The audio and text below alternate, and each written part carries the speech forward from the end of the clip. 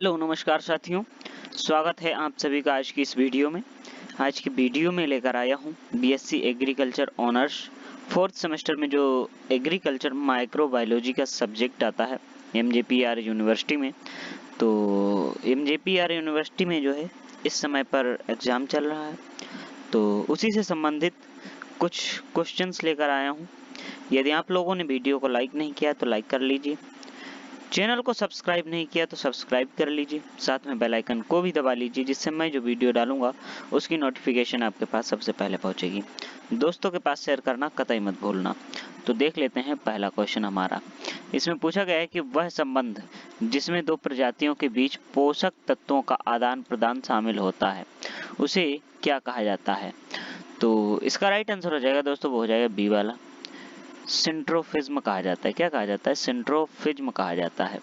फिर उसके बाद पूछा गया है कि जीवाणुओं द्वारा उपयोग के लिए कवकों द्वारा मिट्टी में जटिल अणुओं का विघटन किस प्रकार के सहचर्य का उदाहरण है। तो इसका राइट आंसर हो जाएगा दोस्तों, वो हो जाएगा सहभोजिता का उदाहरण है। फिर उसके बाद चलते हैं अगले प्रश्न पर। इसमें पूछा गया है कि स्टेफिलोकोकस आयरिस और स्परजिलस टेरेरेस टेरेसेस है के बीच निम्नलिखित में से किस प्रक्रिया का संबंध मौजूद है। तो इसका राइट आंसर हो जाएगा दोस्तों, वो हो जाएगा विरोध का। ठीक है, विरोध का इसके बीच में जो है संबंध मौजूद है। फिर उसके बाद पूछा गया है अगला प्रश्न। इसमें पूछा गया है कि निम्नलिखित में से किस सूक्ष्म जीव द्वारा नष्ट करने वाले लेटिक एंजाइम स्रावित होते हैं। तो इसका राइट आंसर हो जाएगा मैक्सोबैक्टीरिया हो जाएगा। ठीक है, क्या हो जाएगा? मैक्सोबैक्टीरिया सूक्ष्म जीव द्वारा नष्ट करने वाले लिटिक एंजाइम स्रावित होते हैं या करता है। फिर उसके बाद आता है अगला प्रश्न। इसमें पूछा गया है कि कवक निम्नलिखित में से कौन सा निरोधात्मक विषाक्त उत्पन्न करता है। तो इसका राइट आंसर है साइनाइड।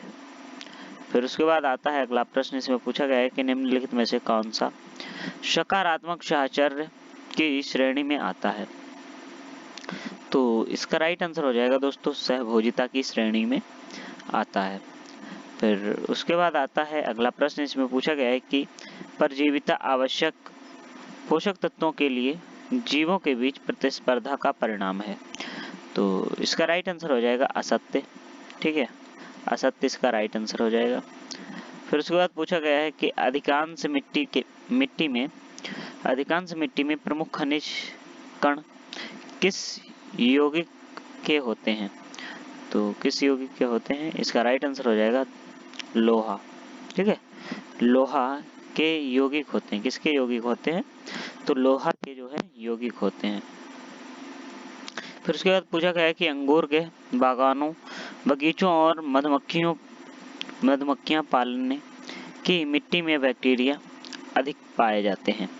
और इसका जो है राइट आंसर हो जाएगा दोस्तों, वो हो जाएगा असत्य। ठीक है, यही वाला जो है राइट हो जाएगा। फिर उसके बाद पूछा गया है अगला प्रश्न। इसमें पूछा गया है कि निम्नलिखित में से कौन से जीव ताजा उजागर चट्टानों की सतह पर उगने के लिए जाने जाते हैं। तो इसका राइट आंसर हो जाएगा साइनोबैक्टीरिया। ठीक है, तो इसका जो है राइट आंसर हो जाएगा साइनोबैक्टीरिया हो जाएगा। फिर उसके बाद चलते हैं अगले प्रश्न पर। इसमें दोस्तों पूछा गया है कि निम्नलिखित में से किस सूक्ष्म जीव का उपयोग ब्लू चीज के उत्पादन में किया जाता है। ठीक है, ब्लू चीज के उत्पादन में किया जाता है। तो इसका राइट आंसर हो जाएगा दोस्तों, हो जाएगा पेनिसिलियम रोकफोर्टी हो जाएगा। ठीक है, क्या हो जाएगा? पेनिसिलियम रोकफोर्टी हो जाएगा। फिर उसके बाद आ जाता है अगला प्रश्न। इसमें पूछा गया है कि अचार वाला खीरा किण्वित नमक स्टॉक अचार से बनाया जाता है। तो इसका राइट आंसर हो जाएगा दोस्तों, वो हो जाएगा ए वाला। ठीक है, सत्य हो जाएगा, ये सत्य हो जाएगा। फिर उसके बाद आता है अगला प्रश्न। इसमें पूछा गया है कि पेट्रोलियम उद्योग से निकलने वाले हाइड्रोकार्बन अपशिष्ट पर विकसित जीवाणु कोशिकाएं किसका स्रोत हैं। तो ये किसका स्रोत है? इसका राइट आंसर हो जाएगा दोस्तों, वो हो जाएगा विटामिन। ठीक है, ये विटामिन का स्रोत है। फिर उसके बाद पूछा गया है कि वाट से प्राप्त ईस्ट कोशिका फसलों का प्रयोग निम्नलिखित में से किस यौगिक के उत्पादन के लिए किया जाता है? तो इसका राइट आंसर हो जाएगा दोस्तों, वो हो जाएगा अल्कोहल युक्त पेय पदार्थ के लिए किया जाता है।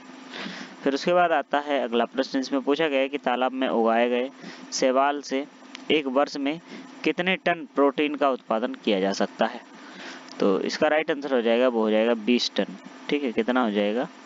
20 टन हो जाएगा। फिर उसके बाद आता है अगला प्रश्न। इसमें पूछा गया है कि ईस्ट कोशिकाओं में प्रोटीन की मात्रा कितनी होती है? तो इसका राइट आंसर हो जाएगा दोस्तों 12 से 15% होती है। ठीक है, 12 से 15% होती है। फिर उसके बाद पूछा गया है कि निम्नलिखित में से किस सूक्ष्म जीव में विटामिन की मात्रा अधिक होती है? तो कौन से सूक्ष्म जीव में जो है विटामिन की मात्रा अधिक होती है? तो ईस्ट। ठीक है, ईस्ट में जो है विटामिन की मात्रा अधिक होती है, ईस्ट। फिर उसके बाद आता है अगला प्रश्न। इसमें पूछा गया है कि दही के लिए प्रमुख सूक्ष्म जीव कौन सा है? तो इसका राइट आंसर हो जाएगा दोस्तों, वो हो जाएगा पहला वाला, ए वाला, स्ट्रेप्टोकोकस थर्मोफिलस हो जाएगा। ठीक है, स्ट्रेप्टोकोकस थर्मोफिलस हो जाएगा। फिर उसके बाद आता है अगला प्रश्न। इसमें पूछा गया है कि निम्नलिखित में से किस उत्पादन में अम्लता अधिक होती है, सुगंध नहीं होती है? तो इसमें पूछा क्या गया है कि इसमें से जो है किस उत्पादन में अम्लता अधिक होती है और सुगंध नहीं होती है? तो इसका राइट आंसर हो जाएगा दोस्तों सी वाला, बल्गेरिया दूध हो जाएगा। ठीक है, कौन सा हो जाएगा? बल्गेरिया दूध हो जाएगा। फिर उसके बाद आता है अगला प्रश्न हमारा, जो कि लास्ट है। इसमें पूछा गया है कि कटी हुई पत्ता गोभी निम्नलिखित में से किस किण्वित खाद्य पदार्थ का प्रारंभिक उत्पाद है? तो इसका राइट आंसर हो जाएगा दोस्तों, वो हो जाएगा खट्टी गोभी। किसका जो है प्रारंभिक उत्पाद है? खट्टी गोभी का जो है प्रारंभिक उत्पाद है। आप लोगों को ये वीडियो कैसा लगा है कमेंट बॉक्स में ज़रूर बताइए।